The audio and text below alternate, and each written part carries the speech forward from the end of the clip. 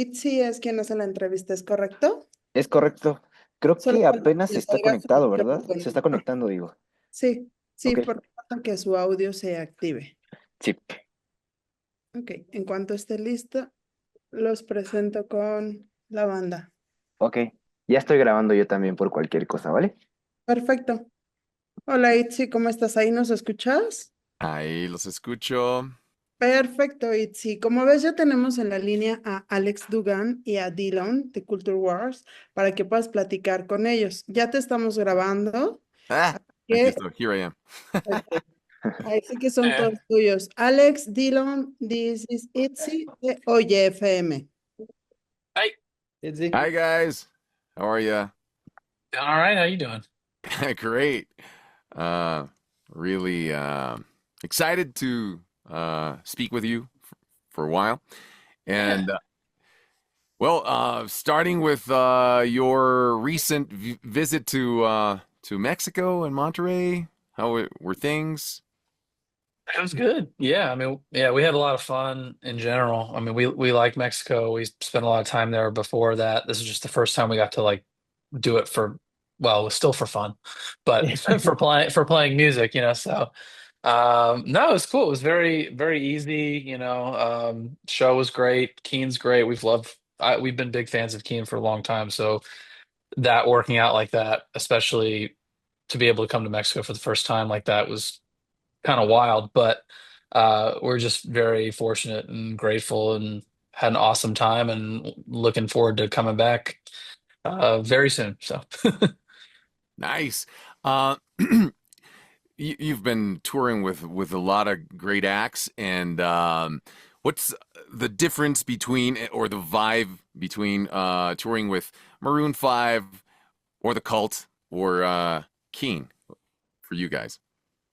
so it's all very different. Learn Even something just from all of yeah. them for sure. Yeah, you learn something from everybody. It's all very different, but they all like have I like watching the shows because just watching them perform, especially like repetitively, like night after night, you learn something from everybody. Learned a lot from the Colt, a lot from Laney, Maroon 5, a lot from Keen.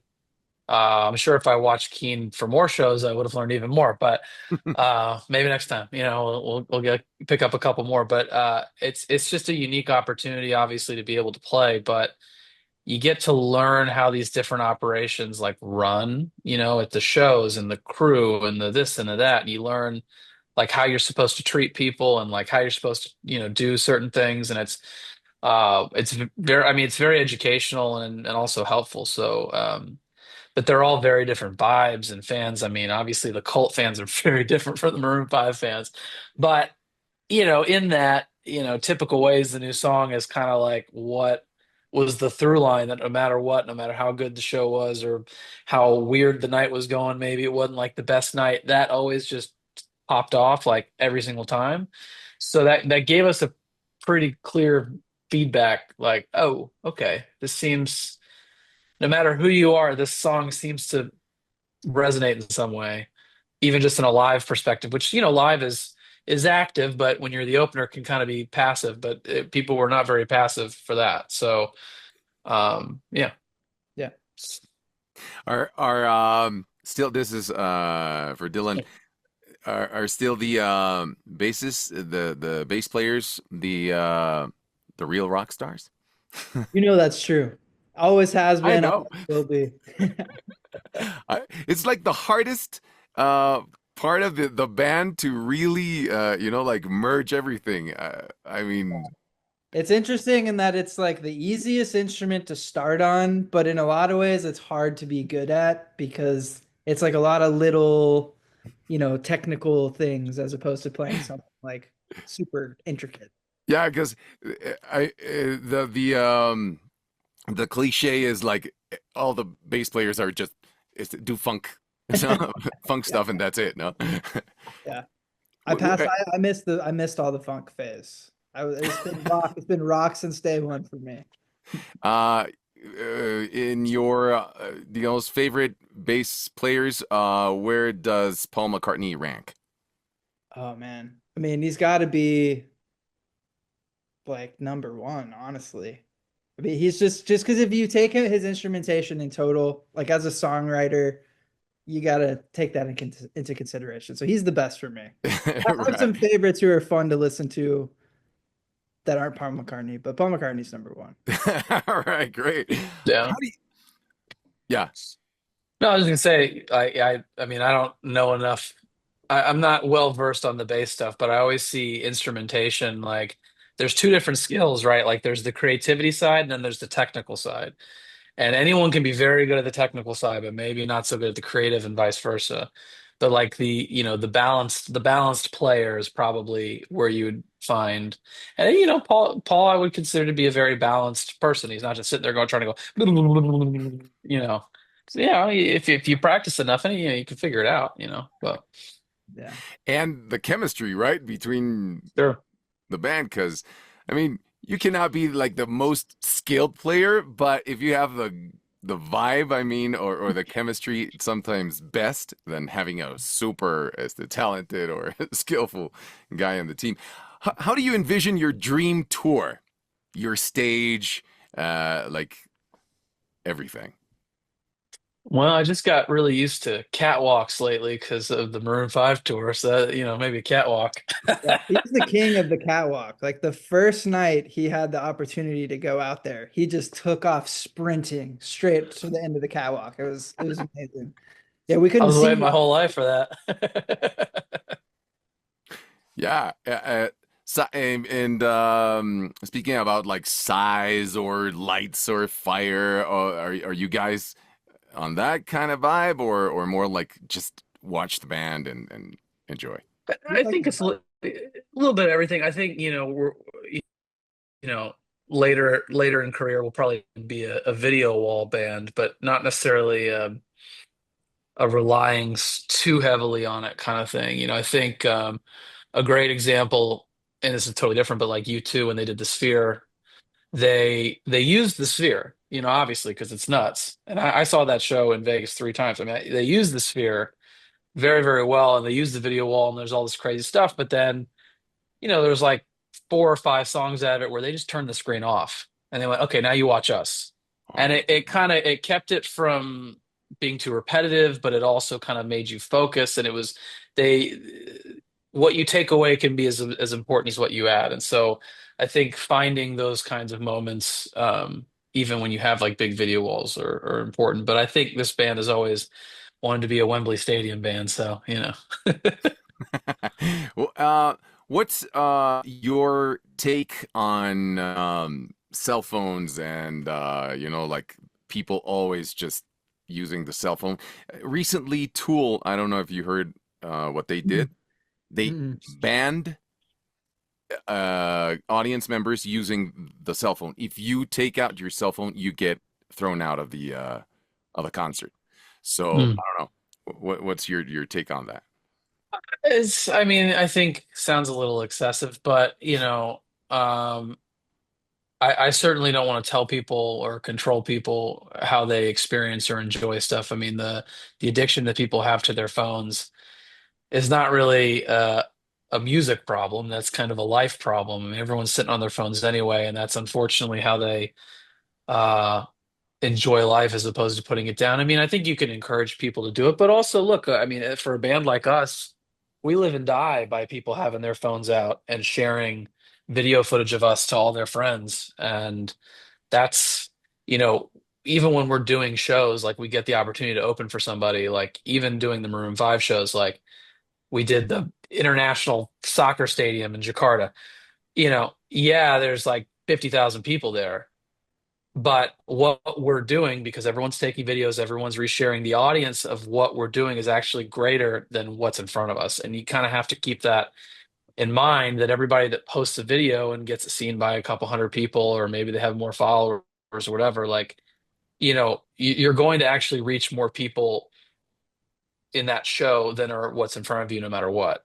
So for us, I mean, that's a really big benefit, and don't want to take that for granted. And I think, they're testing the fire alarms at the apartment. Anyway, but for us, I think it's a really big benefit. But look, if we got to the point where we were doing the stadiums ourselves and look, people can enjoy it. They bought the ticket. They can do whatever they want, you know? All right. Because I mean, even I think Quentin Tarantino is just moving away from the movies because he says it's not like the experience it used to be.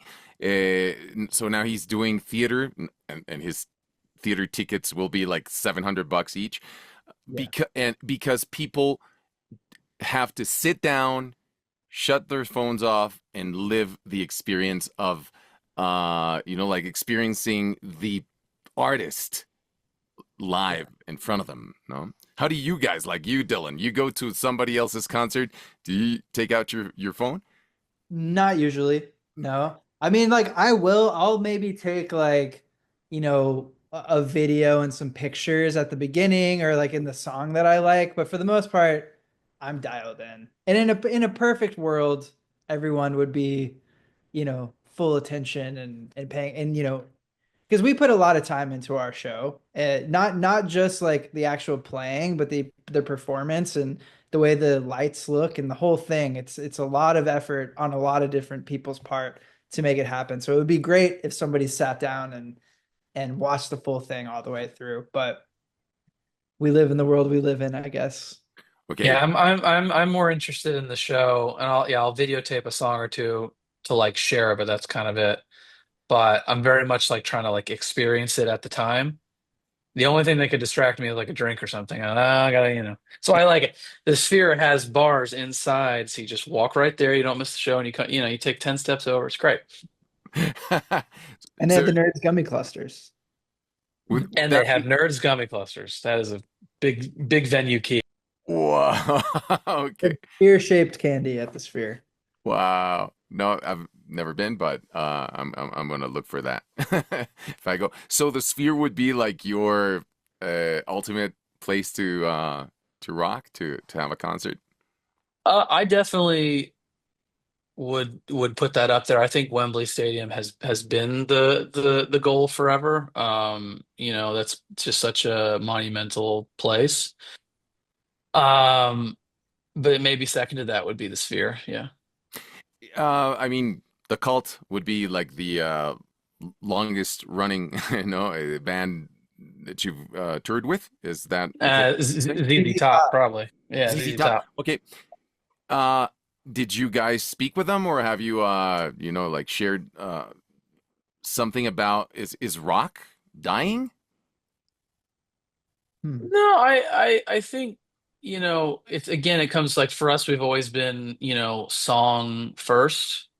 Especially in writing this album, we decided, if it didn't sound good with just a vocal and a guitar, two elements, or piano or whatever, but two elements. If it didn't sound good with those two elements, we didn't move forward. And I think that gave us a lot of discipline to focus on the songs. And I think, obviously with technology, it lends itself to immediacy and you get all these things like immediately, but it also it's very easy to make a beat or whatever it is on your computer. It doesn't necessarily make it good, but I would hope and think that eventually there would be a wave where people go, oh, okay, yeah, I get that this did that, but now we need to do this because anyone can do this. I think the more technology moves forward, the more mundane and generic that all becomes, and the Mhm. more individual expression and actual skill becomes more valuable. So I actually, people are like, oh, AI and all this stuff. I got this email about some like, well, I won't say who, but it was like a major company wanting to give people the tools to write music with AI. Anyone can do that. Literally, the computer's doing it. And eventually, I think it will actually move against it because there's always a counterbalance to things. So I don't think it's dead. I just think everything's cyclical and it's kind of everything's a response. Yeah, I Well, agree. It's just so easy to make. Like making rock music is hard because you have to do it with other people. Really. To be a real band, like even if you're a person who's writing all the parts, like you still have to get four dudes, four 20 to 30-year-old dudes in a room to agree on something. Like that is the hardest part about being in a band. So if there's like some barriers to making the music that are different than if you were to just make a pop or rap like beat on your computer. Of course. I mean, you touched the theme or the issue. So, what's your take on AI? I think if someone wants to use it as a tool, then that's great. But it's like any tool or any technological advance. You can use it to make your life simpler. You can use it to make advances, or you can be lazy with it. People used to ride horses and walk everywhere, and then they took cars, and that's great. You can use that, but when you're driving a half block down the street to get your Starbucks to then drive back, then you're just being lazy. You know what I mean? So it's just, there's ways to abuse anything, right? And so I think it's fine, and of course, people are going to abuse it. I mean, people certainly abuse like the printing press, and and they get to get their stuff. I mean, there's whatever it is, the internet, the phones, people prank calling people. I mean, it's fun, but that's an abuse of the technology, right? So it's just another thing, and people will figure it out, and I'm sure there will be people who make money off people in that way, and that's for them, and that's fine, and but eventually it all kind of works itself out, or we just implode as a society. I don't know. We'll find out. Yeah, Yeah, because maybe that. I'm leaning towards that. Think a robot take over. I mean, do you guys feel threatened, like business-wise or creatively? Because I mean, anyone can ask, like, do a culture war style song, and the stupid thing does it. Well, it's not that stupid, but it copies it, and it's based on what humans have done, not really creating anything. It's just copying and mixing things that already exist, right? Right. Yeah, well, it needs, like you said, it needs source material in order for it to do anything. Like you said, you'd have to say make a culture war song, right? Like, that creation in general would have to exist. But threaten, no. I mean, Yeah. whatever. I mean, also, I do movie dubbing, and Oh. Yeah. and now, also, they're taking, also, just they won't need us Mm. anymore, because that can be done by the AI. It won't ensure it's gonna be great, but it's gonna save a lot of money for a lot of the Well, in different parts of music, I would say, like if I were scoring movies, like or doing something similar to you, then yeah, I would be scared because, the film, like when film especially, like they have access to such great CGI technology, and even the biggest movies in the world skimp there. So if they're gonna like try to cut or try to save money on like a big part of their movie, they're definitely going to try to save money on this what they perceive as a small part of the movie. But I yeah, got for us, not so much. I got the perfect example. Imagine you guys are being invited to do like the next MCU song, right? Like that's the title. But the catch is that your faces and your your execution, everything, they own it. The company owns it. So they won't need you anymore in the future, because with that moment or that contract, whatever, they own everything you did. That's what finally they want to do. Would you guys like to be like in that kind of project, and that would be the catch, or just stay away from those? I mean, As Mr. Wonderful says, this sounds like a royalty situation. So maybe look, if you're going to get paid for the use, but the idea that they can reuse I think, I'm sure they'll try to get away with stuff like that. But at a certain point, the actors unions, all that stuff, they'll go, and same thing for music and so forth. They go, okay, you gotta, if you're going to do it, you got to pay for the use. I mean, they still, they pay royalties for just replaying television shows on TV. So, eventually it'll get worked out. that is what they were That's trying to do. Yeah, This last yeah. round of negotiations, which is scary. guys. Well, they all get corrected at a certain point. Yeah. Hopefully. Well, going back to your music, typical ways it sounded kind of like an influence from the Police at the beginning. For me, it kind of gave me that vibe. Is there anything? Is there? Not definitely not like I hear it. I wrote the part, so I played the guitars on this one too, not just All me. right.